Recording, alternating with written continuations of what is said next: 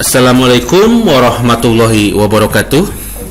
Selamat pagi, salam sejahtera bagi kita semua.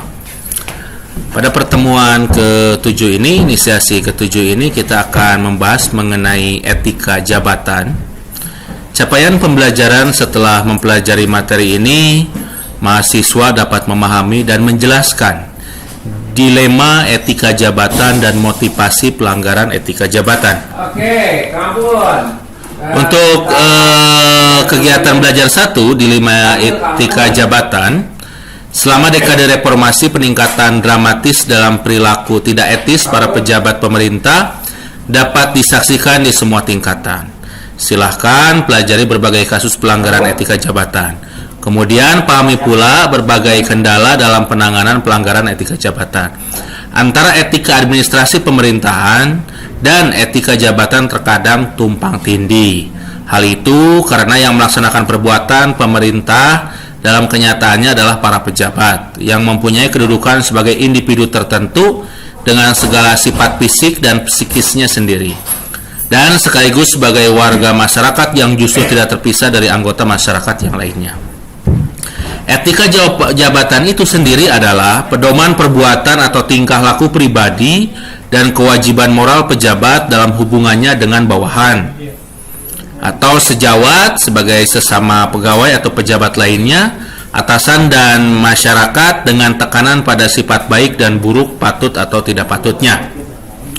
Kemudian yang selanjutnya pada KB 2 juga akan dibahas mengenai motivasi pelanggaran etika jabatan. Banyak pejabat penyelenggara negara melakukan perbuatan tidak etis dengan banyak alasan.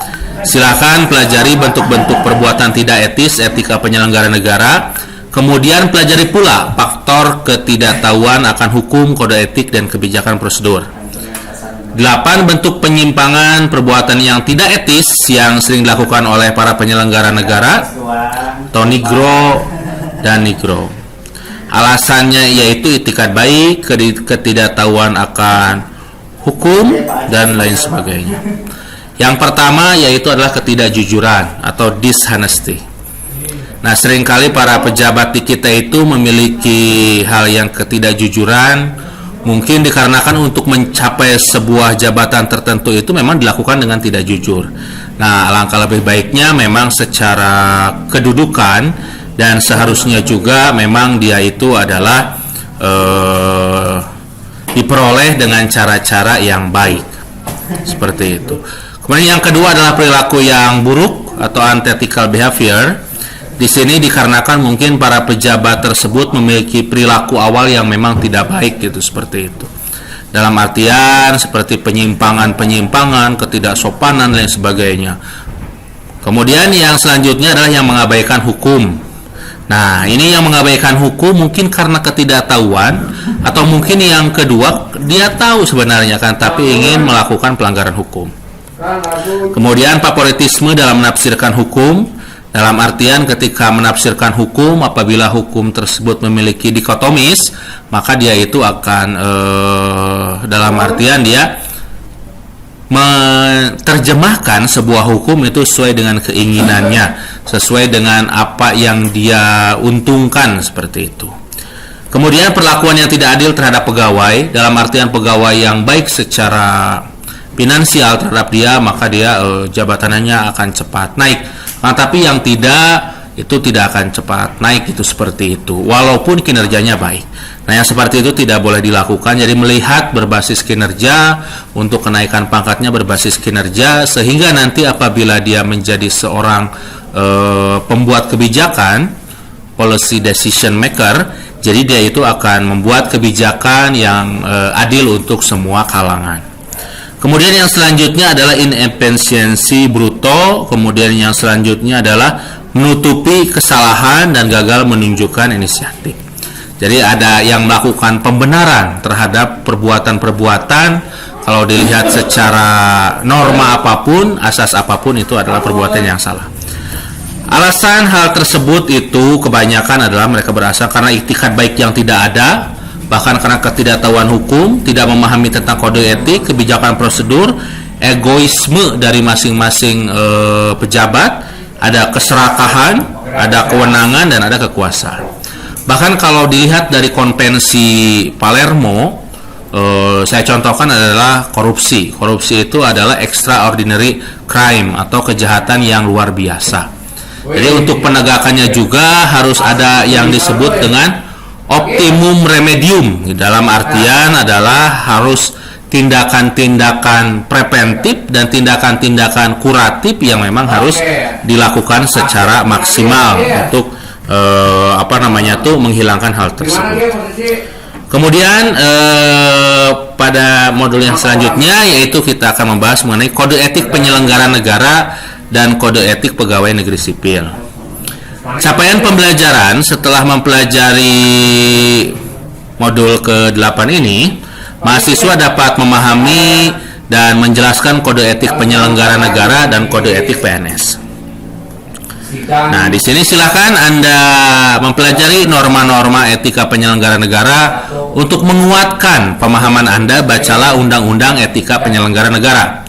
Kode etik pegawai negeri sipil atau aparatur sipil negara adalah pedoman sikap, tingkah laku, dan perbuatan pegawai negeri sipil di dalam melaksanakan tugasnya dan pergaulan sehari-hari.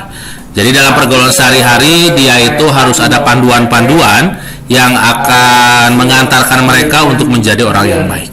Kemudian yang selanjutnya ada etika penyelenggara negara, ada nilai-nilai moral.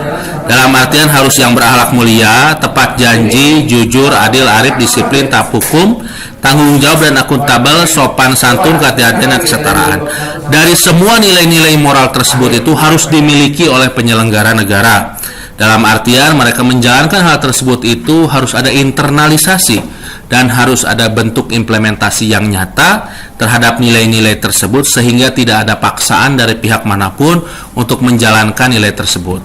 Bahkan kalau berdasarkan pendapat Aristoteles, Anda itu harus berbuat baik, baik di dalam kamar maupun di luar kamar. Dalam artian ketika berbuat baik, baik itu dilihat oleh orang lain maupun tidak dilihat oleh orang lain, seperti itu.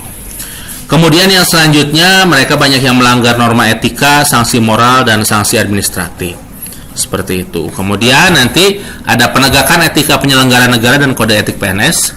Silahkan pahami bagaimana penegakan etik penyelenggara etika dan lembaga penegaknya. Kode etik penyelenggara negara, yaitu adalah wujud penegakan dan pembinaan nilai moral dan norma etika dalam bersikap, bertindak, berperilaku ataupun berucap bagi penyelenggara negara. Apalagi kalau kita lihat sekarang ucapan-ucapan tersebut itu ketika salah nanti itu bisa ada terkena kepada mereka gitu, seperti itu. Kemudian yang selanjutnya, tugas pokok lembaga penegak etika adalah meneliti, mempertimbangkan dan menetapkan pelanggaran etika beserta sanksinya, serta menangani permasalahan lain yang berkaitan dengan pelanggaran etika. Dalam melaksanakan tugas pokok tersebut, lembaga penegak etika harus memperhatikan dan menindaklanjuti pengaduan informasi dari masyarakat di samping temuan yang membuktikan adanya perkara pelanggaran etika. Mungkin untuk pertemuan kali ini pengantarnya dicukupkan sekian. Terima kasih atas perhatiannya. Mohon maaf apabila ada kata-kata yang salah. Wassalamualaikum warahmatullahi wabarakatuh.